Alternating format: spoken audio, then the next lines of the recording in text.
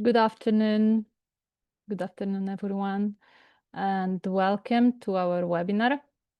Let's give everyone a minute or two to join the virtual room here and get settled. Okay. So good afternoon once again, and welcome to our webinar, Shielding Democracy in the Digital Age, Foundations of Digital Democracy Analysis. We are happy to see such a great turnout today. So before we begin, just a few quick housekeeping notes. We can see, okay. So this webinar is being recorded. If you prefer not to appear in the recording, please keep your camera off and consider anonymizing your name. We will be using also the Q&A function. So you can see the Q&A box below. So please share your questions there at any point, and we'll make sure to address as many as possible during the session in the end of this webinar. You can also use the chat to introduce yourself, and we'll share there some helpful links. Feel free to say hi in the chat, not in the Q&A box. So because it's always inspiring to see our community connecting. And actually, we are truly humbled that we can welcome today more than, so now we are about 50 people from all over the world. We had more than 300 registrants today joining us from. On the next slide, you can see the breakout. So you are joining us from all over the world. So thank you for being here with us and for the interest in the future of democracy in the digital age. This interest shows that this discussion is very timely and important. So, as we all know, democracies today face many challenges. Digitalization has shaped how we communicate, participate, and govern. And we've just published, Innovate project has just published the interdisciplinary knowledge base on the digital democracy. If you haven't seen it yet, the report is freely available on our website and on Zenodo. So you can find all the details on our website, and you can download the report here using this QR code and the link below. We will share the link also in the chat. This interdisciplinary knowledge base is an extensive research, a report of more than 300 pages that was prepared by the team of Innovate, coordinated by Christian Fuchs, who is here with us today. And you can find there more 10 chapters about digital democracy, online participation, open governance, digital activism, e-voting, global trends, and more. Today, we will explore 3 of those topics. And together, we will explore what the digital democracy is about, how digital technologies can strengthen rather than weaken democratic systems. And we will see those 3 perspectives, as you can see in the agenda. So first, Christian Fuchs from Paderborn University will help us define what digital democracy is really about. Professor Fuchs, as I said, has coordinated the work of the team for this foundation research of this report, which is, we call it Start of the Art and State of the Art about the digital democracy. Then Lorraine Koenen from KU Leuven will look at open governance, so how digital tools can make decision-making more transparent and inclusive and collaborative. And finally, Fatih Yilmaz from Beyond the Horizon, Innovate Project Coordinator, will examine global trends and societal dynamics that affect digital democracy from misinformation to digital exclusion. At the end of the session, we will have Q&A and discussion. So as I said, feel free to type your questions in the Q&A box. So without further ado, I will pass the floor to Professor Fuchs. And thank you. Yeah, hello everyone. I think you can see my screen, right, Gabriela? Yes, all good. Yeah, great. So I will talk about the second and the third chapter in this report. The second chapter is about what is digital democracy. I wrote that. And the third one is about e-participation. I authored that together with my research team, Joel Moseva and Kevin Frisch. So if one looks at surveys, then they show that in recent years, the support for strong leaders and authoritarianism has increased in the world. This has to do with what Colin Crouch, the political theorist, calls the rise of post-democracy, by which he means illiberal and authoritarian politics. In general, a democracy has to do with the public sphere, where public information is published and public opinions emerge. And the public sphere is influenced by the economy, politics, and culture. However, there can also be negative influences on the public sphere, what Habermas calls the colonized and feudalized public sphere, when money, state power, and ideology tend to influence political communication in a democracy and undermine democracy. And this is exactly what is happening today. There are problems of the public sphere that undermine its democratic character. For example, the digital giants, big tech monopolies are there. There's misinformation, digital authoritarianism, post-truth culture, online hatred, AI-generated algorithmic politics, filter bubbles and echo chambers, and so on. So these are all colonization processes of the digital public sphere. As a response, the European Union wants to develop a European democracy shield. However, if democracy and digital democracy should be defended, we need to know what it is that should be defended. So a highly topical question arises, namely, what is democracy and what is digital democracy? And this is the questions I want to address.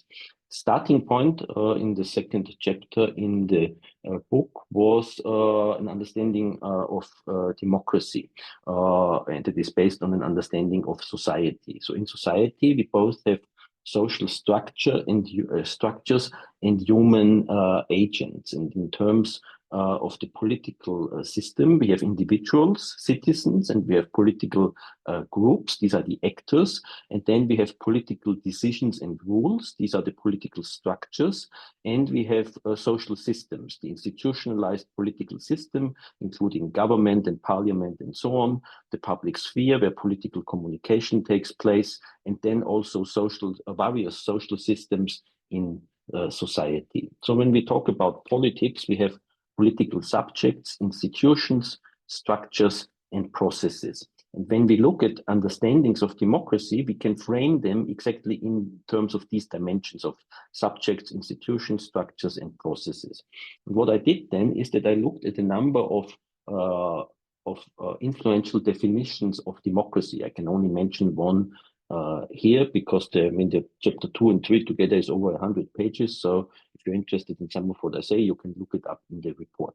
One example definition is by Benjamin Barber, an American political theorist, who talks about democracy as strong democracy. He says this is politics in the participatory mode. It has to do with self-government by citizens and civic participation in the making of policies and in political communication, in agenda setting, and so on. He says it's based on creative consensus. It's based on kind of political commons, common talk, common decision making, and common work. And then I tried to frame these definitions in terms of these dimensions of politics. So you can see up here participatory democracy theory. So Benjamin Barber is a representative of it. The subjects are individual citizens and organizations. The institutions are specific forms of democratic institutions, participatory institutions that are governed more in a grassroots manner. They include not just the political system, but also the workplace and civil society. And what is important here is that they go beyond the political electoral system. These approaches also stress that democracy requires enabling structures and resources such as time, skills, motivation, and so on. And it has to do with the involvement of those who are affected by decisions in making these decisions. And well, that's how you can classify different understandings of democracy. So the answer to what is democracy is not so simple. There are actually different models of democracy. The notion of models of democracy was introduced by Crawford McPherson. And we can say a model of democracy is a model that identifies key features of a certain type of democracy. And Crawford McPherson identifies 4, others identify 9 or 12 models. Well, I tried to identify 6 models. Yeah. How did I arrive at 6 models? My starting point was James Fishkin's model of classifying democracy. So one starting point is that I do think these models of democracy are not mutually exclusive, but they are more like dimensions that exist at the same time and are developed to varying degrees. So this is Fishkin's typology. There are 3 axes. One has to do with if a democracy is more a direct democracy or a representative democracy. The second one has to do with how deliberative it is, what role political communication in the public sphere plays. And the third dimension has to do with, is it more a majoritarian democracy where only the majority decisions are taken, or is it more in Madisonian democracy where there's also a strong focus on realizing minority rights. I think that's a good starting point, but I think the typology is incomplete. So I think on the one hand, in a democracy, there are also democratic constitutions. So, for example, the political theorist Wolfgang Abendroth stresses that the system of basic rights enshrined in a constitution is a prerequisite for any democracy. And second, I think in this model, also participatory democracy is missing. Yeah. So I added another axis where there's a distinction between a political democracy and a societal democracy. Political democracy means democracy is mainly the domain of the formal political system in the form of elections and so on. A societal democracy tries to expand the notion of democracy into various realms of society, such as the workplace, culture, and so on. And based on that, I arrived at 6 models of democracy that are not necessarily mutually exclusive, but can also interact and are developed to various degrees. First, as constitutional democracy. There, a formal or informal constitution is very important that tries to guarantee the rule of law, human rights, and civil liberties. The second model is representative democracy, where citizens elect representatives that then in the institutionalized political system take political decisions in the form of the passing of laws. There's direct democracy, that's also based on voting. However, here citizens directly vote on the adoption of certain policies and decisions. Yeah? So it's not representative, it's more direct. Then there is pluralist democracy. It has a focus on enhancing majority decisions by taking into account minority interests in the political system and also in political decisions. Yeah? It talks about minority interest, and minority rights are also defined in the pluralist democracy. Then there is deliberative democracy, where political communication plays an important role, maybe in three respects: communication between citizens, the news media play an important role, and journalism, then also citizens' movements and civil society groups play an important role here. And then there's participatory democracy, where citizens more directly participate in the organization and control of the institutionalized political system, the public sphere, and social systems in society at large. So there are these 6 models of democracy, and they correspond also to models of digital democracy, ranging from constitutional digital democracy over various other models to participatory digital democracy. So there might also be something like models of digital democracy. You can look in the literature how digital democracy is defined, and what one finds generally in democracy theory is that since the 1990s there is a strong focus on and interest in participatory democracy and deliberative democracy. And also many definitions of digital democracy define it as deliberative and participatory digital democracy. So the most cited, or one of the most cited definitions of digital democracy is by Hecker and Van Dijk. And they say digital democracy has to do with enhancing political democracy and participation of citizens in democratic communication via the use of ICTs. So they have a focus on participation and communication. So basically it's a model stressing participatory democracy and deliberative democracy that is supported by digital means. Hans Asenbaum, a political theorist, stresses that democratic theory is more than these 2 models. He argues for a multi-perspectival perspective where there is a kaleidoscope of democratic theory. And I would want to argue the same for digital democracy, that digital democracy has to do with participatory and deliberative digital democracy. However, it is more than this. Yeah? So there are several models, and these models interact. And in a digital democracy, there are various dimensions of democracy. So I think there's not a single model there, but it's always several models of digital democracy that are being combined. Generally, we could say digital democracy is the use of digital media in the practice of democracy. It's the digital mediation of democracy.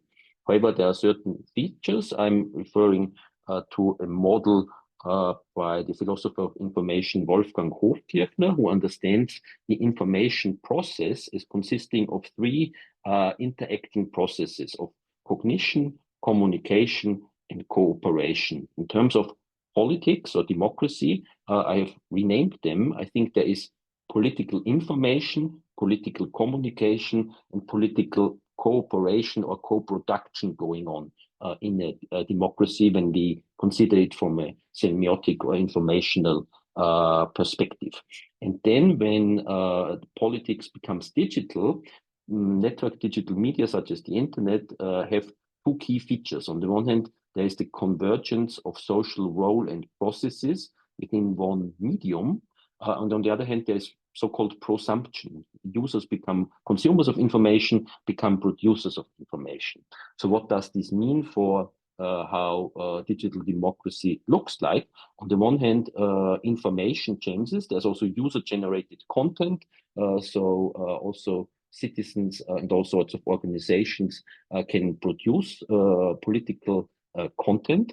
In terms of communication, there is digitally mediated communication between citizens, within the formal political system. So, for example, within parliaments or governments, and then between citizens and governments. And in terms of co-production or cooperation, there are several phenomena that have to do, for example, with participatory digital democracy. There is the emergence of so-called platform cooperatives. So that's an example of a more economic form of digital democracy. Platform cooperatives are internet platforms owned and operated by their workers and by users. An example is the Stocksy image platform. It's an artist-owned platform where the artists get higher revenues for their images than at major commercial platforms such as Shutterstock, because they own the platform and there's no profit that the platform itself takes. Then there is cyber protest and digital activism. That's also a form of cooperation, you could say, or co-production of citizens. And then there is a very widely spread use of digital media in politics, digital participatory budgeting. So in some municipalities, open source technologies such as DCDIM or Consul are used for giving a certain share of the budget to citizens and let them decide via the use of digital media how they want to use parts of that budget. So you can see that there are experiments with especially deliberative democracy and participatory democracy.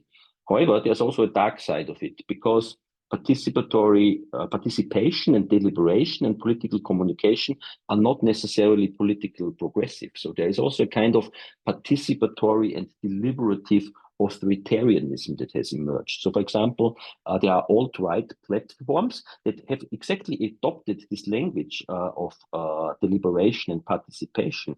For example, Rumble is an alt-right video platform, and it, for example, describes itself that it wants to foster open dialogue so that ideas become accessible to anyone. It wants to champion authentic expression and so on. So that's the language of deliberative democracy. Or X, owned by Elon Musk, describes itself as the modern global town square, a town square, so that's like a public sphere. So X says it's the public sphere. And well, but what is Elon Musk's understanding of democracy? Well, he reinstated Donald Trump by asking the X users if this should be done or not, and was then saying, well, the voice of the people is the voice of God. So it's an understanding of democracy as a plebiscite, a basic yes, no on the question that someone asks, but the question that is not being asked is who is asking the question that people are asked to vote on. I mean, it's the billionaire who's the richest person in the world. And Benjamin Barber has warned against these developments. He has said that the internet's speed and rapidity also enables populists to have quick plebiscites, which is why contemporary authoritarianism also likes the idea of a participatory, deliberative internet and embraces it quite a lot. So you could say there's also what we could call a participatory and deliberative authoritarianism that is based, well, it's based on authoritarian populism's stress on anti-elitism, direct citizen involvement, network movement communication, and it also understands itself, the alt-right, as a kind of counter-movement and counter-media. So if participatory and deliberative democracy are subsumed under authoritarian democracy tendencies and under what Colin Crouch calls post-democracy. So the use of digital democracy for trying to undermine digital democracy. How do we actually react to that? Should we then abolish and not use participatory tools of citizen participation or political online fora that enable deliberative digital democracy?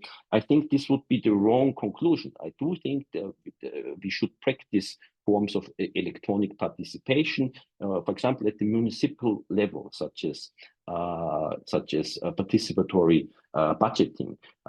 So, however, I do think that such practices need to ensure that they do not extend to undemocratic practices that violate basic rights. Yeah? So, for example, in participatory budgeting, citizens can make suggestions how to use the budget.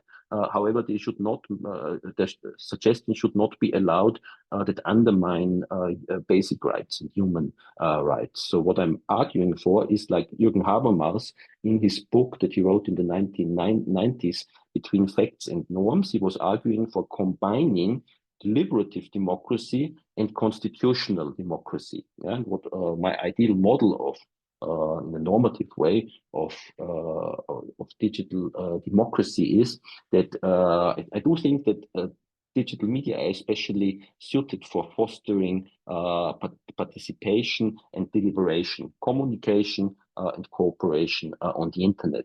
However, I do think this needs to be combined with constitutional digital democracy, which is a kind of, in its principles, which is a kind of safeguard against the subsumption of participation and deliberation under an undemocratic agenda. Yeah, and I think I'll stop here. Thank you for your attention. There's more information on all of that in chapter 2 and 3 of the report. Thank you very much, Christian. And that was an excellent overview, not only, as you said, of the digital democracy chapter of our report, but also grounding us in a broader research landscape. Thank you. So as we saw, the defining democracy is never simple, and when it comes to digital democracy is even more complex, but maybe also fascinating. So we hope to see some questions soon in Q&A. So if you have some, you can share them while speakers are presenting. And now let's move to our second session, where we'll turn from theory to practice. And we'll hear from Lauren Koenen from Leuven University, who will explore how open governance can work and how inclusiveness, transparency, and accountability can be strengthened through digital tools. So, Lauren, you can share your screen, and the floor is yours. Thank you. This you can see, right? Now we see the second screen. This you can see, right? You see the presentation, all right, right? No, we can see the notes. You can see the notes section. Okay. That's. Then I'm going to reshare and shift the screen. So this is the one you should be able to see. And there we go. So now it should work, right? Okay, perfect. Thank you. So good noon, everyone. Similar to what Christian just did, I'll guide you through one of the chapters we wrote on open governance specifically. And me and Victor Veripa, one of our pioneer students, who helped us conduct and write this particular chapter. You'll find all the information in the interdisciplinary knowledge base, chapter number 4. So what I have with me today for you guys is, first of all, a small recap of open governance. I assume most of you registered because they're quite familiar with the topic. For those who didn't, I think it doesn't hurt to refresh some of the sub-concepts or sub-themes within the broader picture. Also, moving on, why should we care about open governance, into how did we look at this topic from a research perspective, looking at what is actually happening at the moment within the European Union at different policy levels. I'll continue with parts of our key findings and then formulate a couple of practical recommendations and ideas for future research to conclude with.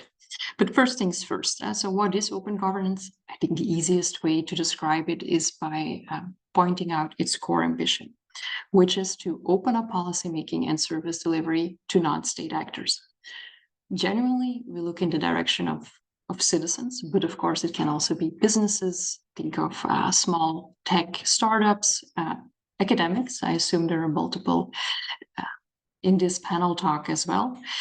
And we invite them in based on ideals of inclusiveness, transparency, and accountability in order to generate public value. And this can mean a lot of different things. It can be to ameliorate a specific public service, to increase uptake, for example, or user satisfaction, but other things are possible too.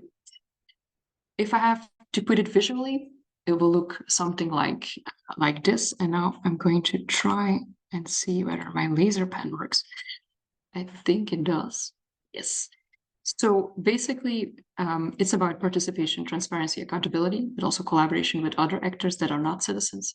And we're inviting them into, okay, so try to give us ideas about policy, about services, have them deliberate as well amongst themselves, maybe even involve them in the co-design of particular services, and even the delivery of some of these.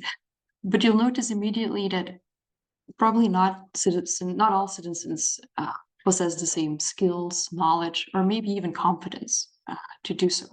So from this perspective, it will be very important to empower them, to contextualize information we put out there. Definitely, if it's open data, it can be very technical in nature.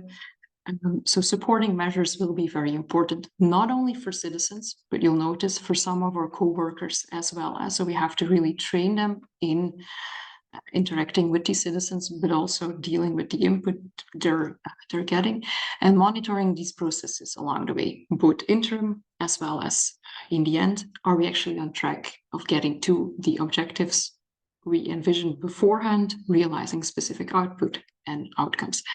And inviting non-state stakeholders in also implies that we're organizing things differently internally as well, breaking down silos, work more horizontally with information flows between different departments, because very often within a state, it's still very silo-based, which is not very convenient for this whole open governance principle.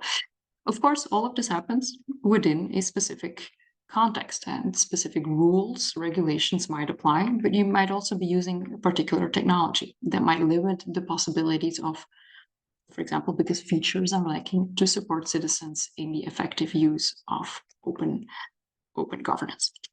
Now, then the question becomes, why should we care?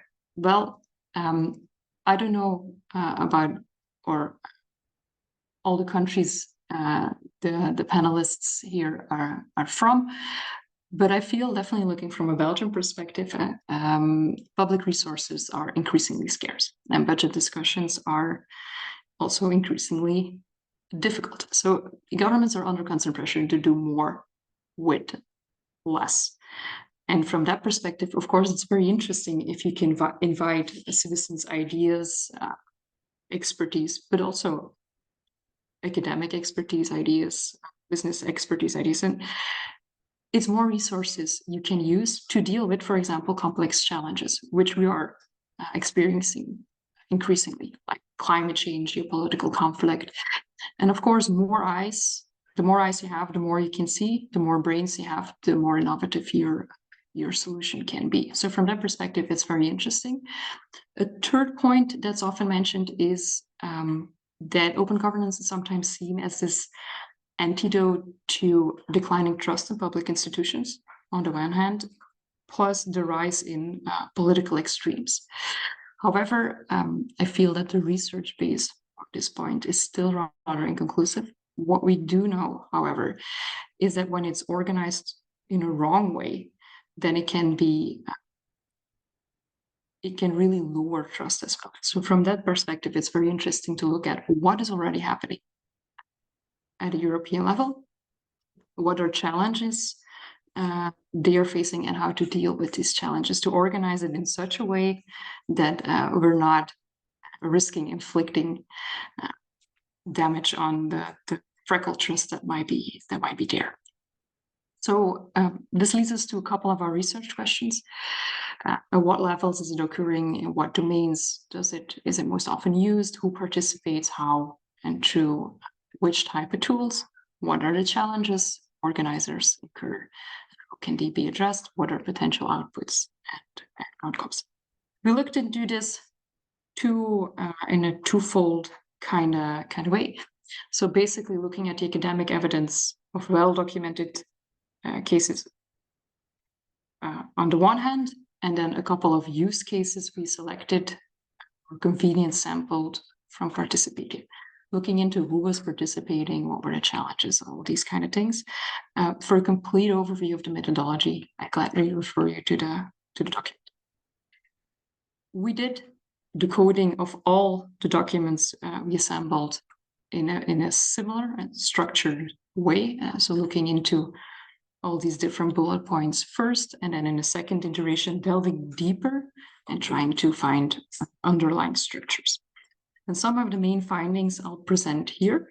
First, when it comes to application grounds, we noticed that open governance, and definitely when citizen participation is very much a part of it, is very often organized at the level closest to citizens, to local level, municipal level, or provincial level.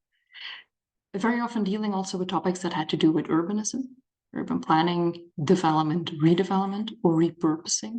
Think of, for example, a church. Smart cities, and then a couple of more soft topics, such as education, health, social welfare. Less apparent, which is quite surprising, because very often transparency or increasing transparency is one of the main goals, were applications in, for example, financial matters. Also notably absent were applications focused on disaster relief and crisis management. Definitely because things such as forest fires, flooding, avalanches are occurring more and more often in Europe as well. And in this case, there was a very interesting article by Japanese applications by Canberra and Shaw. I think it was the 2022 article that presented how it can be used in specifically these kinds of situations. And for example, flooding or forest fires cut off a large part of the population, but they do require public services. They need to know where to find, for example, shelter, food, where to find clothes. And it's very hard for the government on the floor or on the ground to help them out. And in this case, using, for example, open source tools to do mapping citizen to citizen based on government, very often geospatial data, can be a very interesting tool to help citizens actually get what they need in these severe circumstances. However, there were none of these applications in the European articles or cases we assessed, but that might be an interesting one for the future. Then comparing the objectives to the benefits and outcomes of open governments, we noticed that there's quite a difference between what was envisioned and what was realized in practice. This also had to do with the fact that very often a lot is happening with the measurement tools to monitor interim, but also post hoc. They can still really be strengthened. And I think one particular example or remarkable finding, for example, here, how transparency is very often seen as something we should strive for in open governance. However, it's hard to measure whether we actually realize or achieve this particular objective. Also, because often transparency is confused with mere openness. It's not because you provide a lot of open government data, just put it on a platform, that you can also consider transparent. We all know that the best way to hide vital information is in an awful lot of information. So without supporting measures, without empowering citizens to actually make sense of this data and to act upon it, it's not transparency, it's openness. So these are some reflections we put in the report as well. And don't pursue open governance and transparency specifically or only for the sake of transparency or for the sake of using a particular digital tool because it's popular. Moving to actors, inclusion and exclusion rules, we find a wide range of actors or stakeholders involved. That's entirely what we expected, but we also saw that it's still hard to achieve broad inclusion, particularly for migrant groups, non-native speakers, elderly, and maybe those who are a bit less digitally literate. And in this particular case, or for these particular instances, data intermediaries prove to be a very interesting concept, specifically because they could support those citizens that may lack specific knowledge, skills, or literacy to participate. And these data intermediaries could be persons, such as researchers. Think of data scientists who help explain the data, how to read it, how to make sense of particular graphs, how to reformulate an idea you might have as a citizen, including data to support or back it up. Or they could be tools. Think, for example, of an AI feature on a platform. Just imagine you're typing away an idea, and at a certain point, you lose oversight about how to structure it. Then the AI tool might actually support you in helping to formulate the idea into a nice, coherent story, or might tell you, hey, another citizen or another person already put such an idea on the platform. Maybe you want to comment on that idea or add to what has already been written. And finally, despite the fact that a wide range of actors were involved, we also noticed that a lot of the initiatives were still government initiated and orchestrated. Actually, real citizen to citizen, so bottom-up initiatives.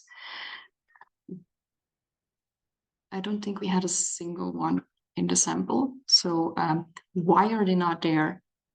And if at a certain point they start up, how can we make sure they continue? I think that would be a very interesting piece of research as well.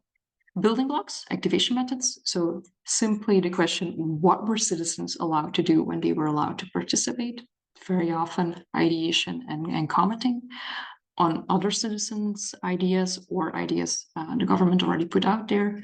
Open data use, particularly in the academic literature. You see that the picture is a bit more diversified in the review of the use cases. But remarkably, citizen sourcing and co-production happened way less. So it appears that when citizens are involved in this policy and service delivery cycle, it's very often at the very beginning of the cycle, before the actual design and implementation takes place. So there's still margin to improve, to also include them in service delivery. Which tools were they allowed to use? Well, very often it's still platform-based, but you see that, for example, living labs, workshops, were organized as well, very often in support of these digital tools, mainly focusing on also being able to include more vulnerable groups when organized or supplementing with an in-person alternative, which is also one of the recommendations we had. Don't stick to only digital, but be prepared to also include an analog alternative or supporting measure to make sure that as many can participate as possible in a meaningful way. Then looking at the challenges organizers encountered when trying to set up open governance. There we made a distinction between challenges that found themselves at the government side and found themselves at the citizen side. And yet another distinction within both categories, those that we find at a structural, legal, financial, organizational, and at a cultural level, so in the hearts and the minds of people. And there we noticed that most of them situated themselves on the government structural side, at least most that were mentioned in the documents we analyzed, and had to do with poor coordination, communication, internal organization, and leadership. Difficulties in data provision as well. Sometimes data quality was not great. Some data might have been missing.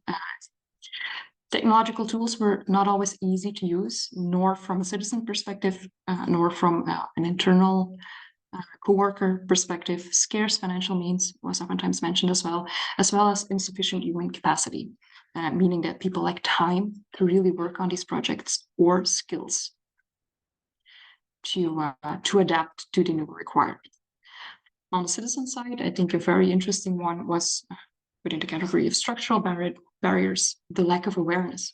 Sometimes they were simply unaware that they had the opportunity to use this data, to comment, to participate.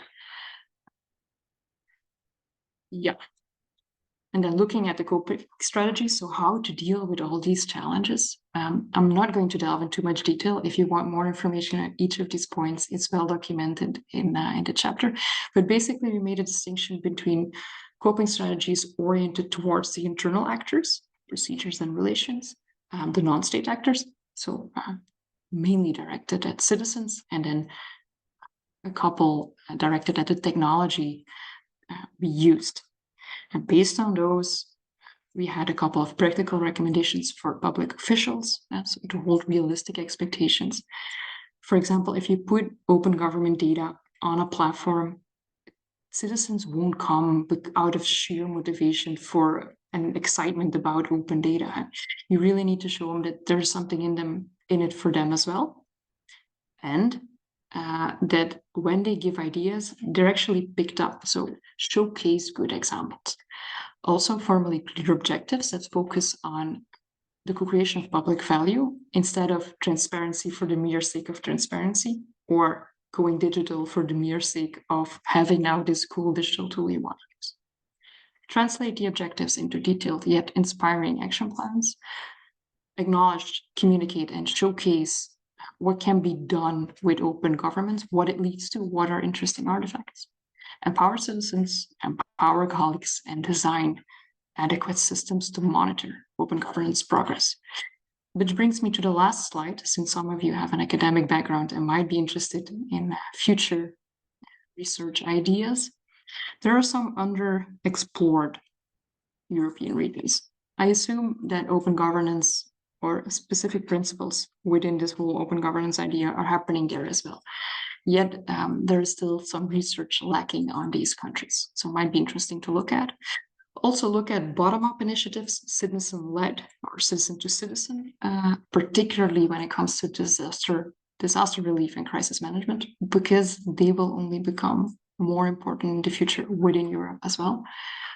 Climate problems won't cease to exist. Longitudinal and cohort research design, focusing on outputs and outcomes and how they can be sustained over time. And then the last one, the sustainability agenda. Very interesting one, not only the use of specific resources within open governance, but also the artifacts we create and whether they are sustainable over time, just as well as the outputs and outcomes. So for example, if you invest a whole lot on designing a very expensive platform and you only use it one time, then that's a waste of scarce public resources. How to make sure we can continue using it in the future. And that was my presentation. So I'm very curious to hear about potential questions or concerns you might have. Thank you, Lauren.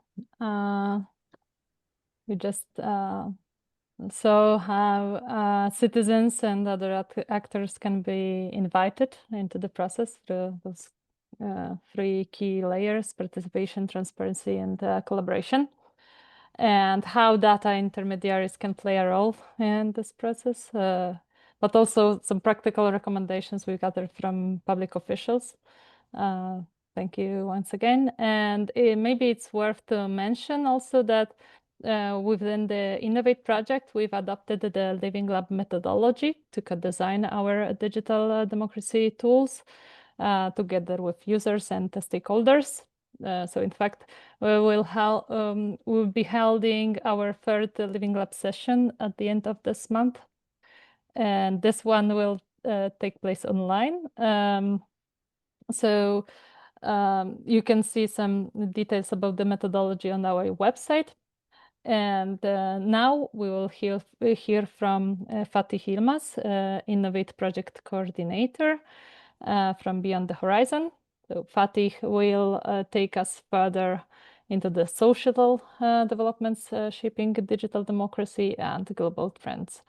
So Fatih, the floor is yours. We can see your presentation. Waiting for the presentation mode is on. Thank you.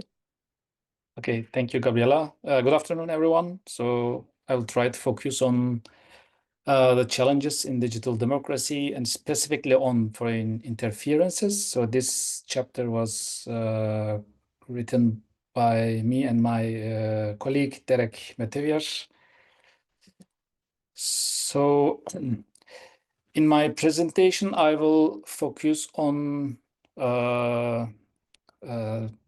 two chapters, so a little bit to chapter 7, global trends that influence digital democracy, so the challenges, general challenges, and more focus on the chapter 8, foreign interferences in digital democracy, as you see on the slide.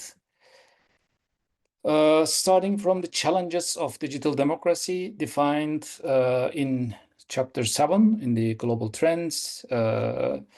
Four main challenges were identified as a global challenge to the digital democracy. The first one is digital exclusion resulting from socioeconomic, geographic, and infrastructural disparities. So some groups, some vulnerable groups are difficult to be included to the process, especially ones with less educated, less digital literacy skills, and so on.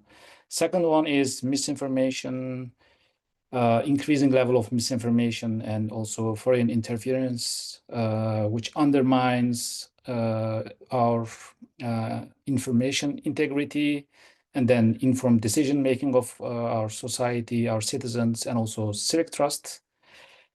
Third, we can name privacy and cybersecurity concerns based on the reliance on digital platforms, and increasing concerns and risks about data protection and increased surveillance on people, our citizens, and also cyber threats. And the fourth one might be the risk of algorithmic bias and also surveillance after increasing reliance on AI, data analytics, and also raising some ethical concerns as well. So shortly after this, I would like to focus on the second one here, misinformation and foreign interference.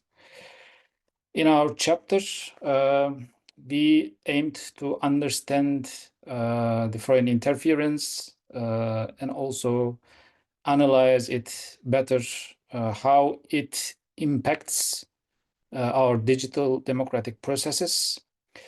So we did this through a structured multi-case study approach. We, of course, first started with the definition of foreign interference, so how we can define it or how it was defined by different institutions. And then to analyze it, we applied a novel 3-level analytical framework. And to operationalize this, we developed a data set of foreign interference cases from Europe and beyond. And also we contributed to a typology of foreign interference tactics in the digital sphere. Starting from the definition, we used European External Action Services definition. Maybe we can remind it shortly. It describes a mostly non-illegal pattern of behavior. and it threatens or has the potential to negatively impact values, procedures, and political processes. And it has a manipulative character and conducted in an intentional and coordinated manner. So these are important characters of foreign interferences. And I would like to call it, as of now, FIMI, as the acronym of Foreign Information and Manipulation and Interference, including all the interference and manipulation of information by different actors. So these can be state or non-state actors. Also, this includes the proxies used by the states and non-state actors behind. So we started to analyze, understand FIMI. Of course, its nature, it is usage under the threshold of illegality, and also its covert nature. So that's why it is difficult in many cases to explore them, analyze them, and also find the actors behind, named actors behind. It requires a lot of work, and many different organizations now taking part of this. So we, of course, used the results and reports to understand the FIMI. So it is occurring, so it's used as a tool by different actors as a part of geopolitical rivalry, and it is exploiting our democratic fragility as well. So what we contributed to these so far, we tried to have a typology or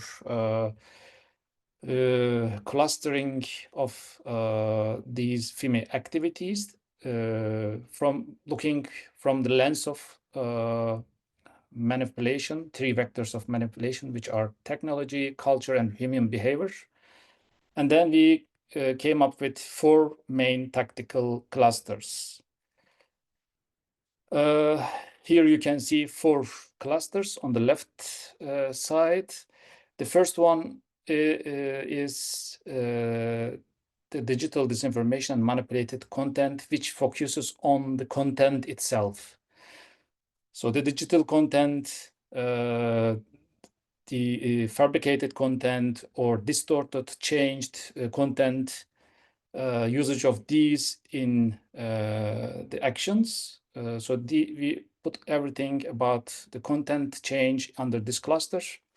Second cluster focused on the technology usage of technology like cyber tools to access, to disrupt digital information and platforms to achieve some influence. And then the third one is focusing on the manipulation of behaviors and manipulation of social media algorithms on different platforms to artificially amplify or suppress content and opinions of people. And based on all these 3, we also defined that 4th one, which is more orchestrated, more coordinated campaigns using multiple tools. So maybe using all the 3 of the first cluster that I mentioned, or a multiple of them, for achieving more impact and emphasizing emotional cognitive manipulation. So based on these 4 clusters, we developed a data set of 109 verified cases of digital FIMI. We focused on the last 5 years, from 2022 to 2025, to find out those cases. We looked at different reports from international organizations, academic and think tanks, open source intelligence, and also corporate investigations. To qualify for including these into our data set, of course, we had some criteria. So it should have a foreign actor behind. There should be a coordination and in authenticity as well, and use of digital tools should be there to have them in our data set. The data set is also published on Zenodo. You can also get access to it through our website. Here you can see an overview of our case collection. So it gives you the pool of our samples, our cases, but we can get some results from this picture. So if you look at the actors behind, almost or nearly half of them are conducted by Russia. Then comes China, and then Iran, and also some other anonymous actions, and also individual actions from different countries. If you look at the tactical spread, you will see that most of the 90% of the tactics are including digital disinformation and manipulated content. So that gives us a picture that disinformation and manipulation of content is a big part of these cases. We see 12% cyber-enabled information operations, and then almost 40% social media and platform exploitation and digital psychological operations. And we can look at this pool of samples from a timeline perspective. As you can see here, by time, most of the tactical cluster activities, they are increasing. And we see a clear increase as of 2022, which coincides with the usage of generative AI. The digital disinformation and manipulated content increase is much higher than the other ones. Then how we analyzed all these data. Christian already presented our processing of digital democracy. So the process of information in digital democracy in 3 levels. First one was the information, second was political communication, and third one was political co-production. Information process is happening among all these different actors. Since information is key in digital democracy or democracy, the integrity of the information is really important. And then we try to analyze all those information processing among the actors. Maybe we can see it again here on the model of digital democracy, as you can see the lines going between different institutions, actors from public spheres. So we try to look at all these arrows and how these arrows are impacted by the interferences.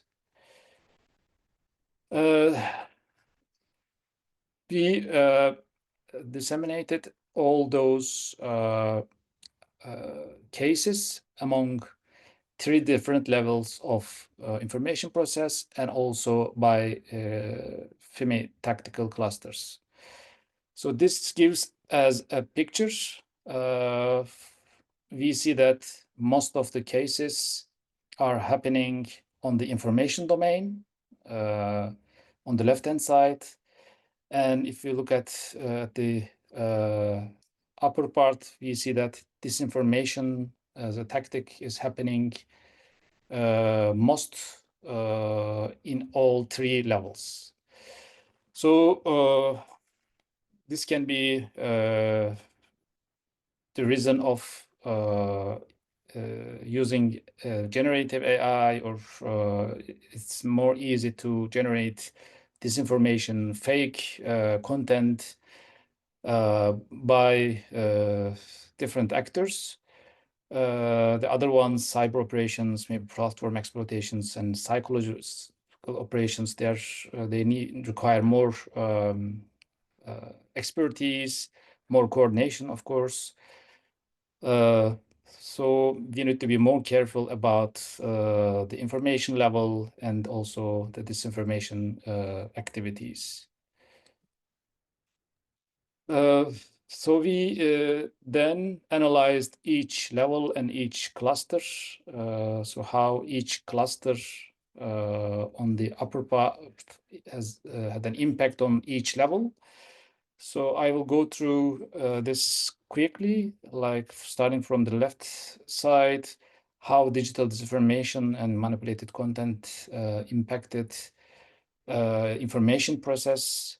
In the information level, injecting falsehoods into the information space and hindering access to accurate information for citizens, like one case, Operation Matrushka campaign organized by pro-Russian groups, and their narratives focused on anti-Ukraine, and also targeted French politicians supporting Ukraine, and also some fake narratives about the Olympics. And it undermined the credibility of media outlets, public personalities, and fact-checking units. So going back to other parts, it also has impacts on the communication level. So which issues are prioritized among political parties and citizens, and then in the co-production level, misleading and polarizing voters, and then it can change the policy outcomes, of course. At the second second tactical domain, which is cyber-enabled information operations, we see that these target information platforms via hacks, via data leaks, and they can disrupt the availability of digital information through DDoS actions. At the communication level, they can shift narratives in domestic agenda. And also in the production level, they disrupted e-voting and other digital platforms for decision making. And then the third cluster, social media and platform exploitation. We saw algorithmic manipulation, creating information overload, and also droning out legitimate monitoring efforts. In the communication level, amplified polarizing topics via bots or fake engagements, and they artificially brought issues into mainstream visibility, like the Chinese partnerships in Albania, for example. And then in the co-production level, made use of many bots, troll accounts to show support on some issues, and caused perceived consensus among the public.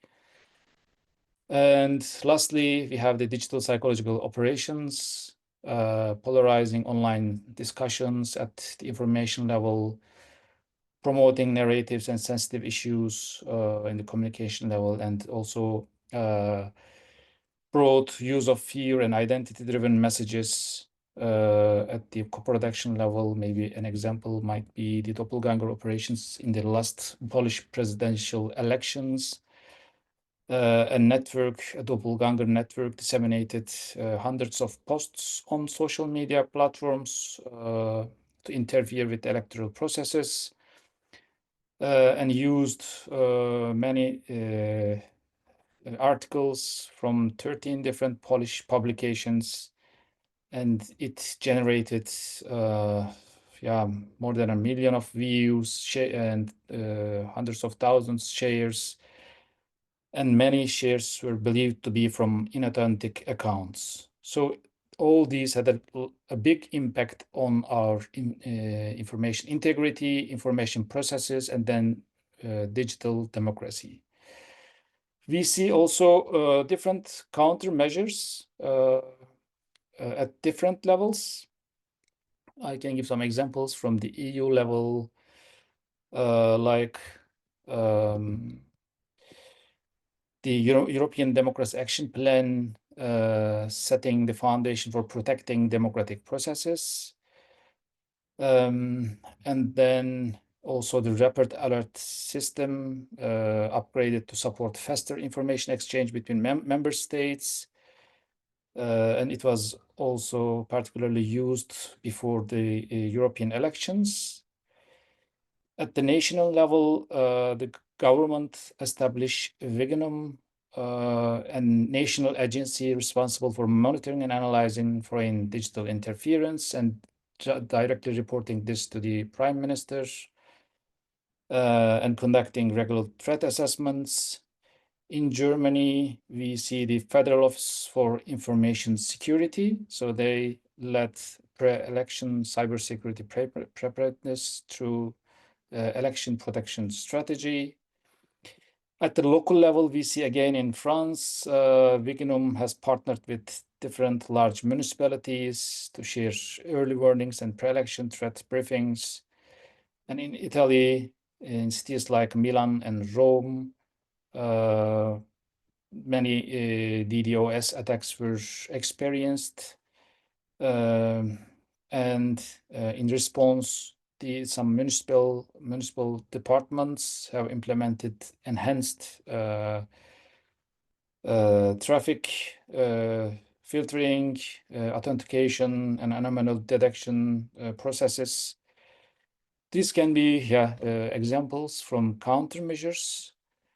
So I will not go in detail, but you can find more on our report. So finally, I would like to present our recommendations as a conclusion of our chapters. First one is building multi-level resilience across democratic functions. So since the FIMI actions are happening in all levels, we need multi-level resilience and multi-level preventing mechanisms. And then we need to center trust, transparency, and cognitive integrity in digital platform design, which is really crucial. As a third recommendation, we need to embed detection and response to digital interference and hybrid interference, of course.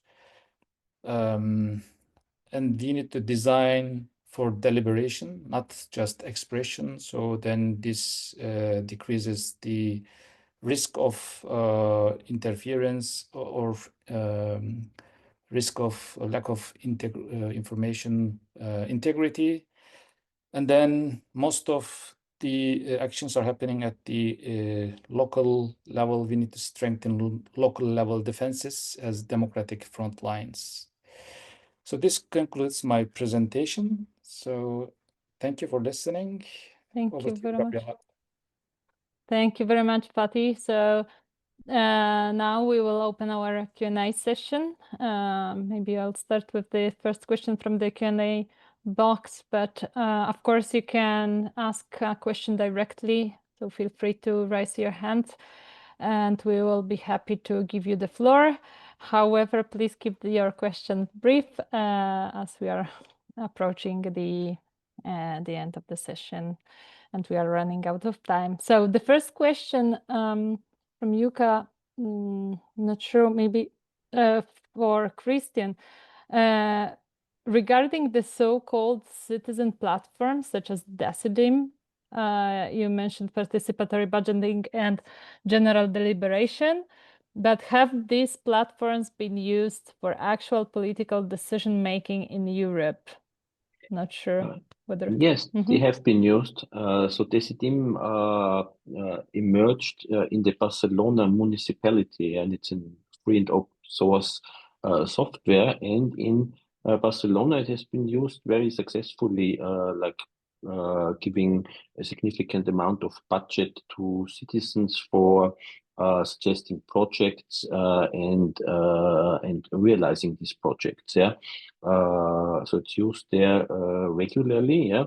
So, for example, we looked at the report for the budget period 2020 to 2023 from Barcelona, and in this period, 76 citizens projects were approved, and each of these projects had a budget of between 50,000 euros and 1.6 million euros. And examples of, the three most popular projects that received the largest share of votes that they should be realized had to do with setting up additional educational facilities, the remodeling of certain streets, and creating more green spaces and urban gardens. So it is in use also in other European cities, like Helsinki, or the other technology Consul that is being used in Madrid. In all over the world, participatory budgeting has been tried in about 7,000 cities. Yeah, that sounds a lot, but it's not such a lot. I mean, there are tens of millions cities in the world. Yeah, so it's still a small percentage share. But these are examples of democracy developing out of a municipal context. So not at national level, but I think alternative versions of democracy, they have to grow from below. So the local level is really a good starting point where we can experiment with further developing democracy. One thing we found out, what is important is that such projects are not tokenistic. There's something in political theory called the park bench problem. So if citizens are only empowered to take decisions that are irrelevant, like what color should the park benches that are already there in the park have? Should we color them red, green, or yellow, or another color? So that's silly, actually. And if citizens are asked to decide on something that is irrelevant, then it frustrates them. However, if it's, for example, a significant share of budget that is being used for participatory budgeting, then this can also encourage citizen participation. Yeah. So there are interesting experiments going on, and yeah, I think this will be further developed in the future. Thank you, Christian, and thank you, Yuka, for the question.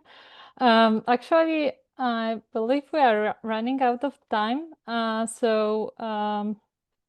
Before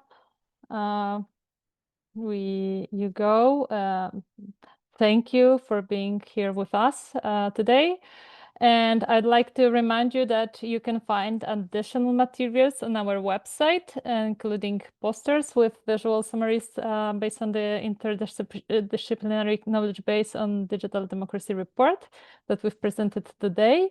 You can find also, for example, FIMI incidents and digital democracy data sets. That was an annex for this report. They are all available for download in the resource section also on our website. And we also encourage you to follow us on LinkedIn if you are interested in the topic of digital democracy. Following us will make sure our latest insights and resources will reach your feed. And this is our website. So please feel free to reach out to us if you'd like to know more about our research and tools we are developing. Share if you would like to share your feedback and get involved in our upcoming activities, just reach out to us. We have also the stakeholder mapping form, so you can easily connect. So once again, thank you for joining us, and we hope to see you in our next event. Thank you. Bye.